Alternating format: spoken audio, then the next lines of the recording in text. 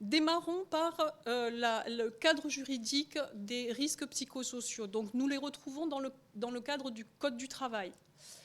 Ils sont définis comme des risques pour la santé physique et mentale des travailleurs. Antérieurement, au tout début, on parlait effectivement uniquement de santé mentale. Aujourd'hui, on a intégré dans les risques psychosociaux la santé physique et la santé mentale des travailleurs. Les causes sont à rechercher, je vous cite le texte, les causes sont à rechercher à la fois dans les conditions d'emploi, les facteurs liés à l'organisation du travail et aux relations du travail. Donc c'est un champ qui est assez large, qui a été défini de manière très large exprès par le législateur pour permettre justement ensuite aux différentes juridictions qui auront à traiter des difficultés de pouvoir préciser dans certains cas si l'on est bien en face de risques psychosociaux ou pas. Et on le voit encore tout dernièrement avec l'actualité pour ce qui concerne le harcèlement moral notamment avec l'affaire de France Télécom du 20 décembre 2019. Plusieurs types de risques sont à distinguer. Le stress, particulièrement, les violences internes, les violences externes et le syndrome d'épuisement professionnel. À l'intérieur de chaque thématique, effectivement, on va pouvoir préciser quel degré, en fonction de quelle situation, quel est l'historique de la situation pour que l'on puisse véritablement préciser s'il s'agit de risques psychosociaux et s'il y a atteinte, effectivement, à l'intégrité de la personne.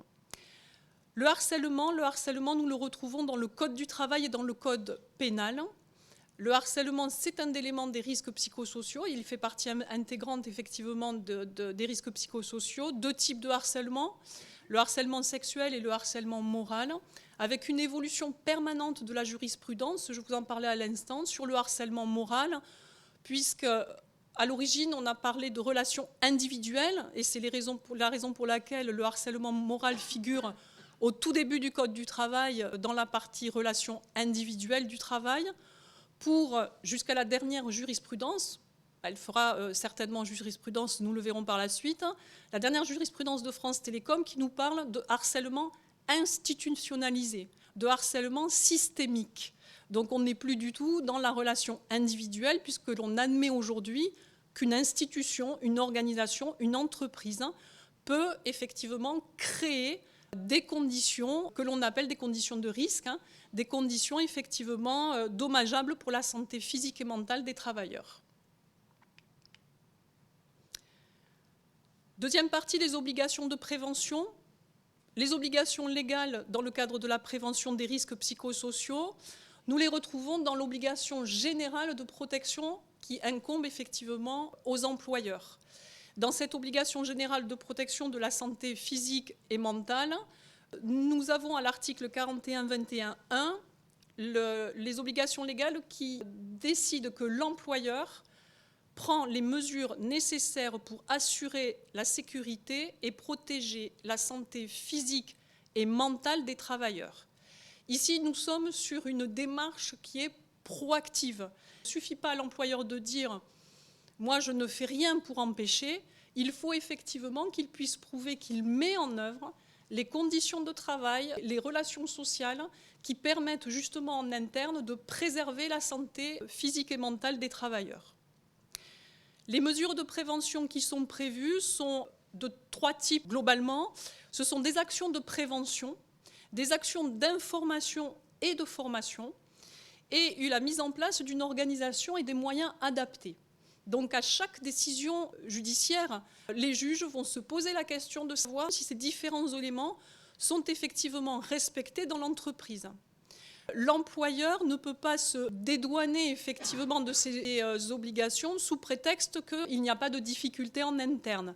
L'inspecteur du travail, par exemple, quand il fait ses enquêtes et ses inspections, pourra très bien identifier des causes probables et des risques potentiels pour la santé physique et mentale des travailleurs. L'idée, effectivement, aussi, c'est que l'employeur puisse veiller à l'adaptation, c'est-à-dire qu'il doit suivre le cours de l'évolution des techniques, des technologies, des moyens. Peut-être le télétravail dans certains cas, par exemple. Donc tout ce qui peut effectivement alléger la charge physique et mentale, mais également qui puisse conduire l'employeur à poser le cadre d'une bonne santé physique et mentale des travailleurs. Cette obligation de prévention, quand les juridictions vont devoir effectivement étudier des cas, cette obligation de prévention est distincte de la prohibition des agissements de harcèlement. C'est-à-dire que l'attitude proactive de l'employeur sera dans un premier temps effectivement évoquée et étudiée, analysée par les juges, et ensuite on se posera la question si effectivement il a bien prohibé les risques de harcèlement. Ce sont deux choses différentes. On peut très bien avoir un employeur qui effectivement a pris les mesures nécessaires de prévention, mais qui n'a pas été suffisamment actif dans le cadre de la prohibition de harcèlement au travail, notamment de harcèlement moral. Donc ce sont vraiment deux situations distinctes qui seront étudiées par les juridictions. Autre point, la notion de responsabilité. Donc là, on se retrouve dans le cadre du Code civil. Ce sont les dispositions du Code civil qui s'appliquent, et notamment l'article 1241, qui nous dit que chacun est responsable du dommage qu'il a causé, non seulement par son fait, mais encore par sa négligence. Et la notion de négligence est importante ensuite pour les juges dans le cadre de l'étude des dossiers, ou par son imprudence.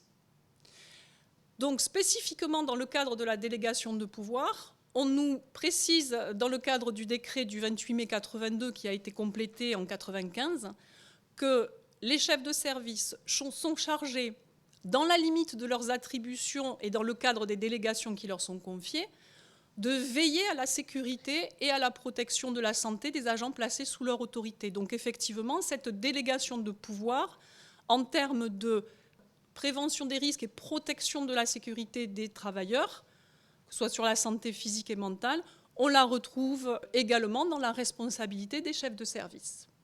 Texte de référence.